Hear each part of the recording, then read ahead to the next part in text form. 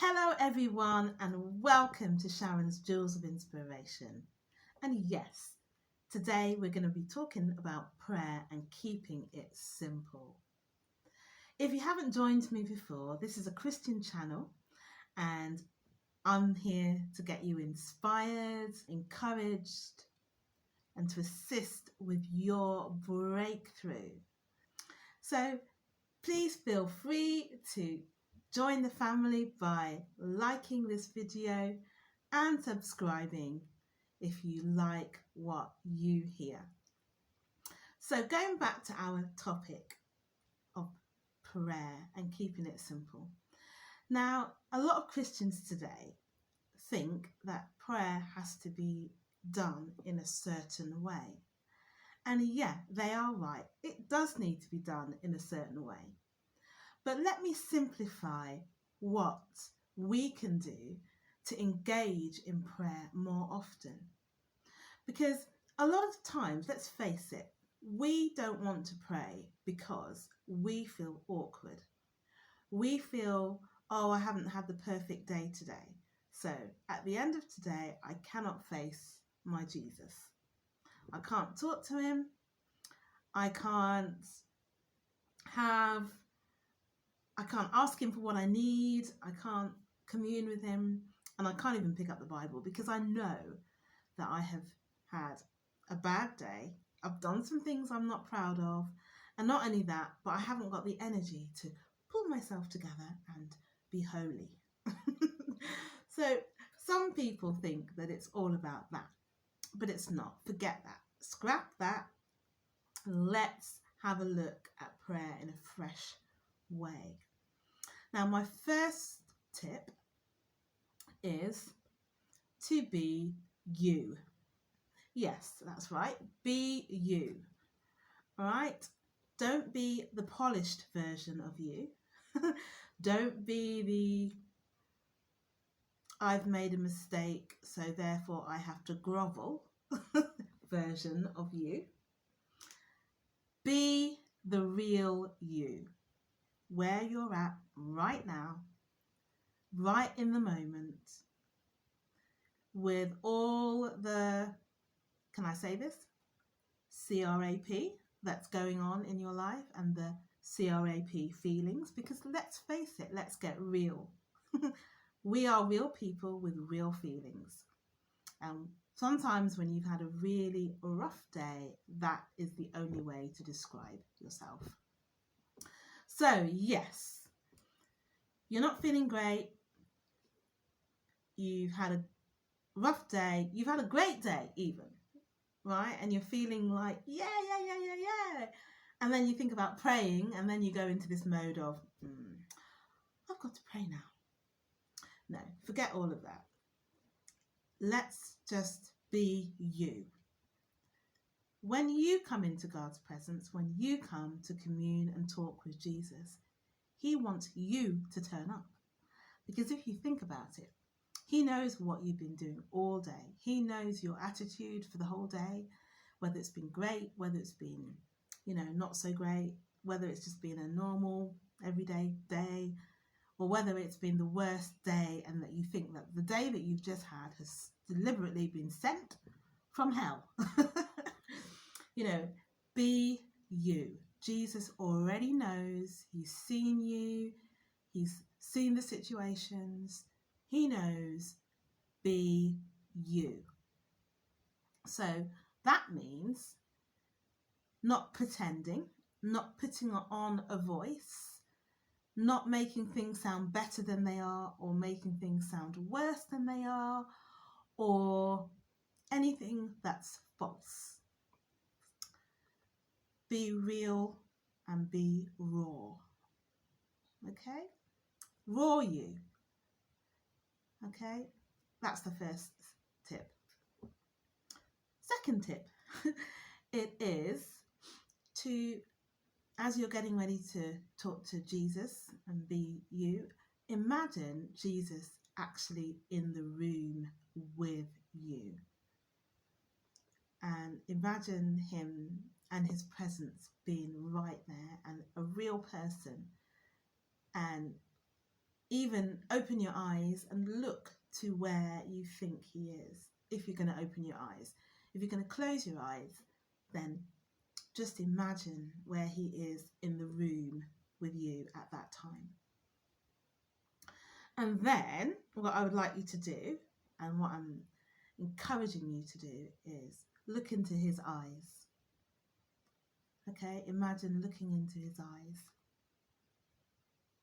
and seeing all the love and the care and the concern radiate from him to you, and that you have his undivided attention.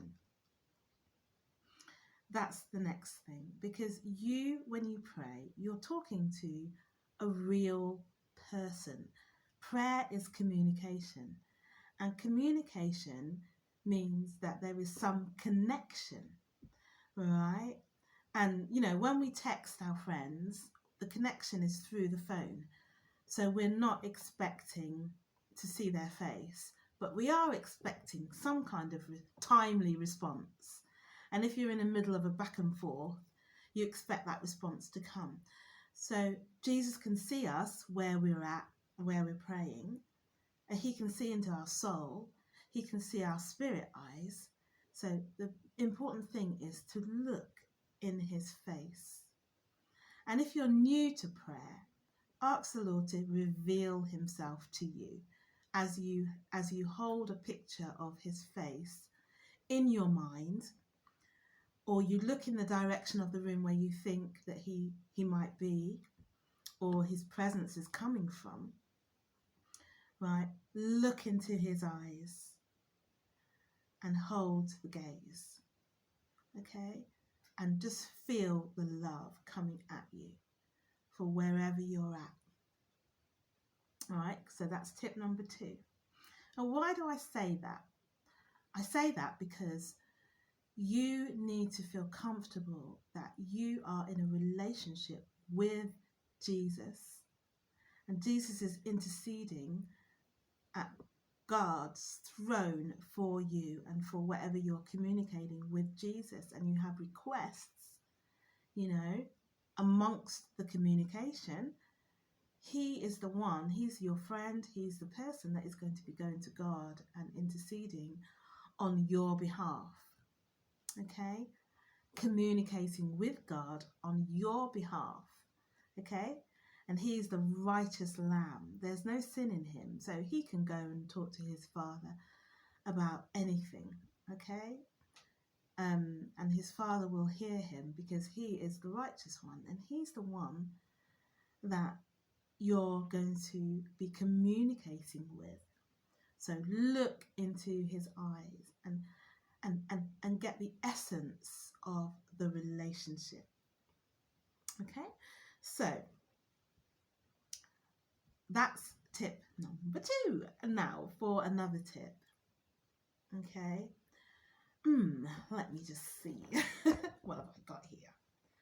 Right, so while you're looking into Jesus' eyes, imagine Jesus looking into your eyes as well. That's just an addition. Imagine him looking into your eyes with the concern, with the care, with the love, as I mentioned before. Okay, so the next thing I'm going to say is, please, when you're praying and you can see your Jesus, do say what you feel. Okay? Say what you feel. Say things how they are. And the reason that this is so important is because you have to be the real person in front of Jesus in order for your communication to be real. Otherwise, it's not a real communication. It's not real prayer. It's just you trying to pull one over on Jesus, and that won't work. It will never, never work. An example of being real comes from Jesus himself. I'm going to go back to the Garden of Gethsemane, just before Jesus was crucified. And Jesus himself was taking some time out to pray to God. Jesus knew that he was going to be crucified, and Jesus was stressed. Is that an understatement?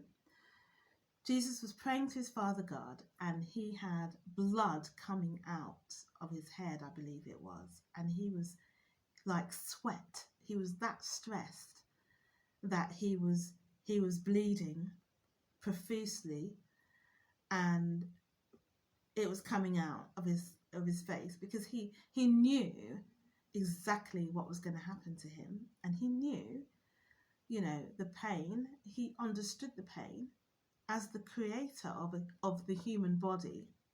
He understood the pain and the agony that he was about to endure. And so what did he do? He said to God, this is what Jesus said. Jesus, the perfect Son of God, said, please, if it's possible, let this cup pass from me, meaning let this ordeal that I'm about to go through, let it not come to me, let it go somewhere else. Now, how real was Jesus being, right? He didn't put on a brave front and say, oh, you know what? I'm talking to God now. I know I'm about to be crucified, but I'm talking to God, my Father, and therefore I have to man up. No.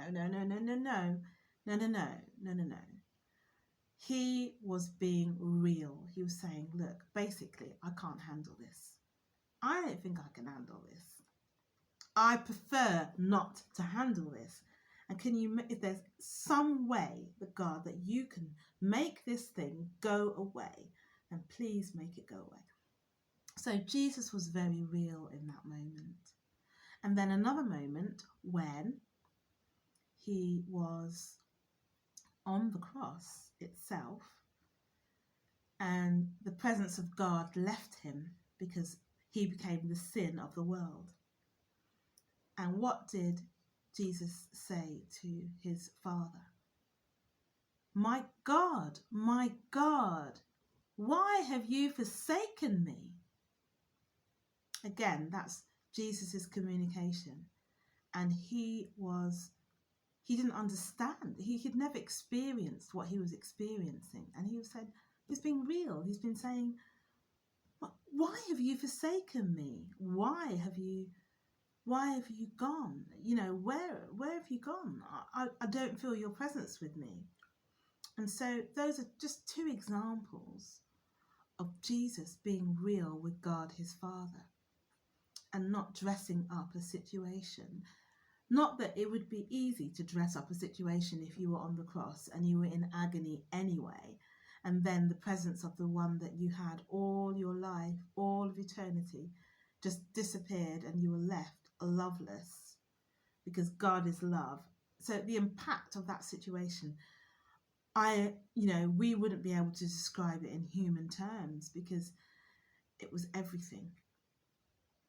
And Jesus was real. It's real. He didn't say, something bizarre's going on here, let me talk to God about it. No, he was like, my God, why have you forsaken me? My God, why have you forsaken me? He was real. And that's the way that we need to be with our prayers. We need to be real.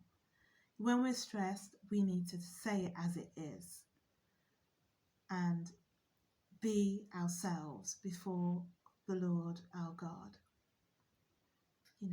Jesus is with us and he knows what we are going through. Okay, so if you take it from that perspective, you can be real. You can be real. And the last but not least, one of the tips that I'm going to give to you today is to trust the process.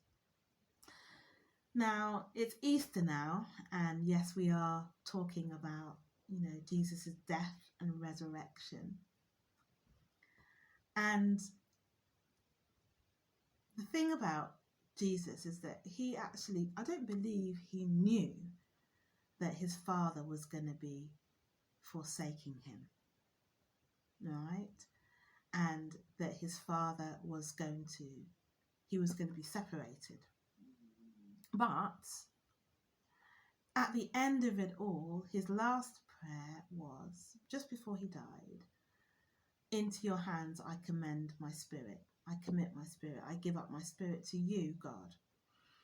And even though there was separation, Jesus trusted the process. He still kept that relationship with God, and he trusted his life to God. He gave up his life to God, his spirit, yeah? And so even though there was that separation that he didn't understand, and I'm sure that when he was on the cross, that Jesus didn't get the answer as to why he was forsaken. I don't believe he got that answer to that question properly until after he had died and resurrected, in that process, when he met his Father after he died in spirit. I believe that he got his answer then. But before he even got his answer, he went back to communication with God and said, I commit my spirit to you. Now, the important thing to remember is this. Let's see. Jesus still trusted God, even though he didn't understand. And this is what we need to do. Even though we don't get an immediate answer to our prayers and concerns and situations, even though we still haven't got a clue what we're going to do, how we're going to proceed when we've prayed, commit yourself to God. Commit yourself to the Lord and trust the process. Trust that Jesus, God, who knows more than you know, is going to pull everything together for you. Okay? Trust that. Now, Jesus needed to be separated from God because God cannot be in the presence of sin. And not only that, but Jesus took upon the sin of the world. And, God and sin can't be entwined together. And he took upon himself not just, two people's sin, the sin of the world. If you can think of the worst crimes, the worst things that can happen, the worst things that people can do to each other, never mind secret sins that, that nobody ever talks about. And you think of all of that was piled on Jesus for every single person that ever lived. God could not be entwined and associated with that. So God removed himself from that sin. Okay? And that was so that the sacrifice would be complete. Because if God was still joined to Jesus, then the sacrifice wouldn't have been complete, because all the sin would not have been able to stay, with God there as well. So God removed himself so that Jesus could become a complete sin sacrifice. And then what happened is that Jesus died for us, and he redeemed us, and he came under the curse, and he took the separation from God for us. So going back to prayer, and my last tip, trust the process. Things might not be working the way that you think that they could work after you've prayed. In fact, things might get worse. Things might start going pear-shaped in different ways that you never dreamed, but trust the process. Trust the Lord. Trust God. Okay? Trust God that he knows what's doing and that he knows how to resolve your situation. Okay, so those are 4 simple tips. Let me just go over them again. Be you. Don't try and dress up and be somebody better or somebody worse or try and manipulate God. Let's imagine Jesus watching you and picture Jesus there with you in the room, having that communication with you. And then, let's see, say what you feel. Absolutely say what you feel. Say what's on your heart. Say what's in your mind. You don't have to make it pretty. It doesn't have to sound poetic. Say what you feel. And then trust the process. Trust the process that God hears your prayer and that He is going to do the best for you. That between Jesus and God and the Holy Spirit, that they are going to work out your situation and your life for the best. So that's it for now. I hope that you have been inspired. I hope that you've been encouraged. And I hope that this message has assisted with your breakthrough. As I said, if you like what I have shared and you'd like to hear more, then please feel free to like and share this video. Also, put your comments below as to any tips that you can encourage one another with for prayer and keeping it simple. So that's it from me. Bye for now.